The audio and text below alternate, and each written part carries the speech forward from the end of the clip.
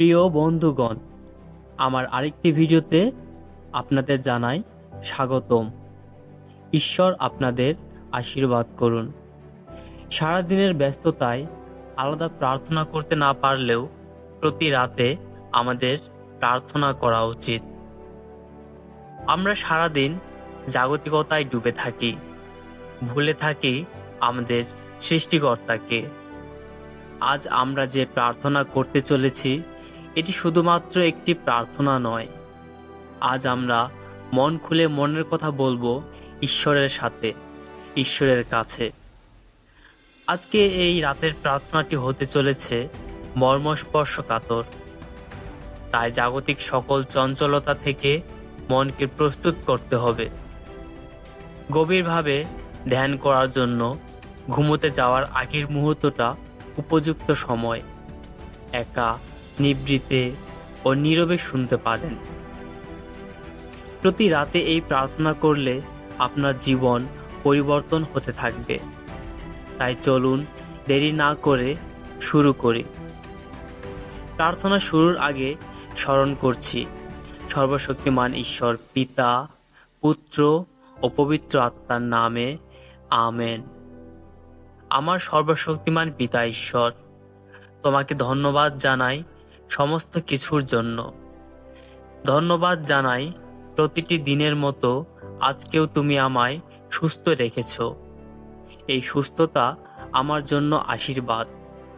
প্রভু, তুমি সর্বশক্তিমান, তুমি আমার একান্ত আশ্রয়। সারাটা দিন তুমি তোমার আশ্রয়ে আমায় স্থান দিয়েছিলে, আগলে রেখেছিলে আমায়। সকল বিপদ থেকে তুমি আমায় রক্ষা করেছ।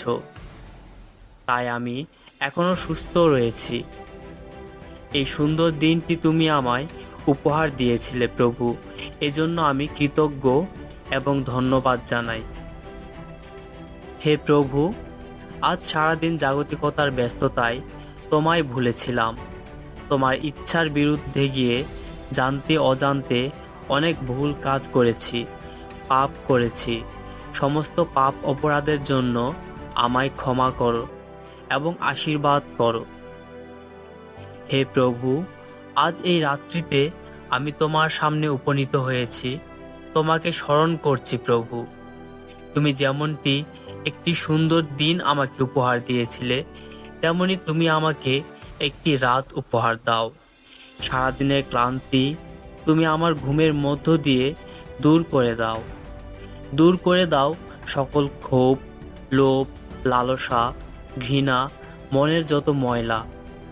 হে প্রভু, পবিত্র আত্মাকে আমার মধ্যে পাঠিয়ে দাও। হে পবিত্র আত্মা, এই রাতে তুমি আমার সকল দুশ্চিন্তা দূর করে দাও।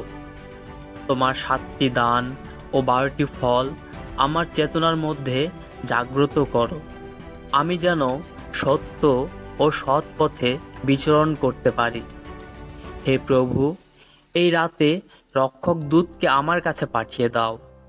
হে রক্ষক দূত, তোমার ঐশ্বরিক করুণার গুণে তুমি আমায় এই রাতে সকল বিপদ হতে রক্ষা করো। হে করুণাময় পিতা ঈশ্বর, এই রাত্রে তুমি আমার ও আমার পরিবারকে সুস্থ রাখো। আমার আত্মীয় স্বজনদেরকেও তুমি সুস্থ রাখো। আমার সকল প্রার্থনা পূর্ণ করো। অতিরিক্ত চাওয়াগুলোকে তুমি ক্ষমা করো এবং অব্যক্ত প্রার্থনা তুমি শ্রবণ করো। তুমি ক্ষমাশীল, তুমি কৃপাময়, তুমি দয়াময়, তুমি সর্বশক্তিমান। এই প্রার্থনা করি সর্বশক্তিমান ঈশ্বর পিতা, পুত্র ও পবিত্র আত্মার নামে আমেন।